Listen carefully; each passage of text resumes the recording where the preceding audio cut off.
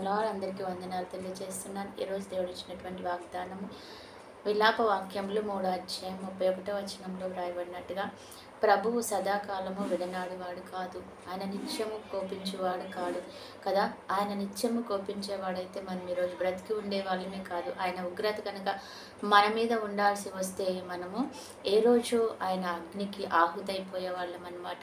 కానీ ఆయన ఒక్క దినం కోపించి జీవితకాలం అంతా కూడా మనల్ని ఆదరించే దేవుడు.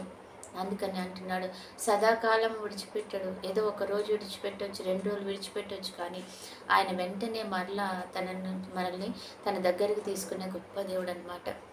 ఈ లోకంలో ఉన్న వాళ్ళు, ఈ లోకపు తండ్రి కానీ, భర్త కానీ, బిడ్డలు కానీ, అలాగే భార్య కానీ క్షమించకపోవచ్చు, కానీ దేవుడు క్షమించే దేవుడై ఉన్నాడు.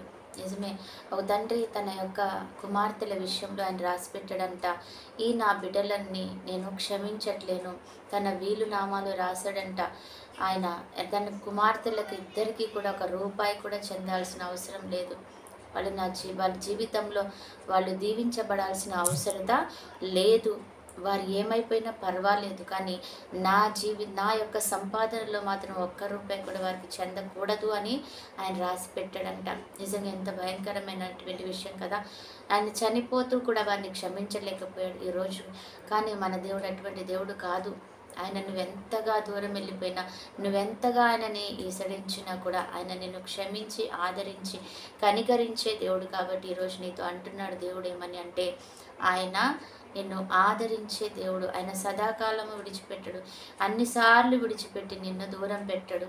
ఆయన ఒకసారి కోపికించుకుంటాడు, కానీ అనేక మార్లు నేను దగ్గర తీసుకుని ఆదరించి ప్రేమించి క్షమించి కనికరించే దేవుడు అనమాట. ఈరోజు ఆ తండ్రిని వేడుకుందాం. ఈ లోకంలో ఉన్న వారిని మనం వేడుకున్న ఉపయోగం లేకపోవచ్చు, కానీ మన తండ్రి అనే దేవుణ్ణి వెతికితే మాత్రం తప్పకుండా మనకి ఆశీర్వాదం, ఆరోగ్యం అన్నీ వస్తాయి. కాబట్టి ఆయనను వేడుకుందాం, మేలు పొందుకుందాం. ఆమేన్. దేవా, ప్రేమ కలిగిన తండ్రి, ఈ సమయాన్ని బట్టి కృతజ్ఞతలు చెల్లించుకుంటున్నాం తండ్రి. నువ్వు మాట్లాడుతున్నావు తండ్రి. ప్రవేశయ అయా తండ్రి, ప్రభువు సదాకాలం విడిచిపెట్టేవాడు కాదు, ఆయన ఎప్పుడు మనల్ని హత్తుకునే దేవుడు అంటున్నావు తండ్రి. ఆ కృప, ప్రేమ, కనికరం మా మీద ఉంచి ప్రభా, మా అన్ని విషయాలలో నువ్వు ముందుండి నడిపించుకుని తండ్రిగా అయా మా ప్రతి అవసరతను అక్కర్ని తీర్చుతున్నందుకు వందనాలు చెల్లిస్తున్నాం. అలాగే ఈరోజు ఎంతమంది బిడ్డలైతే ప్రభా యేసయ్య మరి అడుగుతున్నారు, వారి ఆరోగ్యం, మా దీర్ఘాయుష, కృపణ, క్షేమం అడుగుతున్నారు, సమాధానం, ఐశ్వర్యం దేనిని అడుగుతున్నదో దాన్ని అనుగ్రహిస్తున్నందుకు, అని తోసివేయకుండా తండ్రి ప్రభాస్ వారి ముందుండి నడిపిస్తున్నందుకు వందనాలు. ఈరోజు బర్త్డే, మ్యారేజ్ డే జరుపుకుంటున్న ప్రతి బిడ్డని జ్ఞాపకం చేసుకుంటాం. వారిని వారి కుటుంబాలతో సహా ప్రతి ఒక్కరిని బ్లెస్ చేసుకుని నడిపించడం, చూస్తున్న ప్రతి బిడ్డని ఈ రీతిగా బ్లెస్ చేయమని యేసు నామములో ప్రార్థిస్తున్నాము తండ్రి. ఆమేన్.